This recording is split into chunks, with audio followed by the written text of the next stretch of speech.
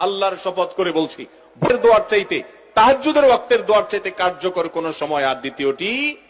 এজন্য ভোর রাতে দোয়া করার অভ্যাস করবেন। রমজান মাস আসছে, আমি সবসময় বলি, ভাইরে সারা বছর পারেন না ডিউটির জন্য ভোর রাতে ঘুমায় থাকেন, বুঝতে পারি, কিন্তু রমজানে তো সাহরি খাওয়ার জন্য উঠেন। অতএব শুধু সাহরি খাওয়ার জন্য না উঠে, সাহরি খাওয়ার পাশাপাশি 10টা মিনিট টাইম নিবেন, একটা রুমে যে দরজা আটকে দিবেন, কেউ যেন নাই, সেখানে একটু আল্লাহর সাথে একটু কথা বলবেন। ছাদে চলে যাবেন, মসজিদে চলে যাবেন, নির্জন জায়গায় চলে যাবেন, সাহরি খেয়ে চলে যাবেন, অথবা সাহরি খাওয়ার আগে ওটা করে এসে পরে সাহরি খাবেন। কিন্তু ভোর রাতের দোয়া যেন রমজানে মিস না হয়। আমার খুব আফসোস লাগে ওই মানুষগুলোর প্রতি, খুবই আফসোস লাগে যারা রমজান মাসে ভোর রাতে সাহরি খেতে উঠছে, কিন্তু দোয়া করার যে এত বিশাল বড় সুযোগ আল্লাহ তাআলা দুনিয়ার আসমানে নেমে এসে আল্লাহ তাআলা বিশেষ ভাবে বান্দাকে ডেকে ডেকে বলেন, আলা মিন মুস্তাগফিরিন ফাগফির লাহ, তোমাদের মধ্যে কেউ আছে নিজের পাপের জন্য ক্ষমা চাইবে, আমি ক্ষমা করব। তোমাদের মধ্যে আছে কেউ যে বিপদগ্রস্ত, আমি বিপদ দূর করব। এরকম আল্লাহ তাআলা ডেকে ডেকে ক্ষমা করে থাকেন।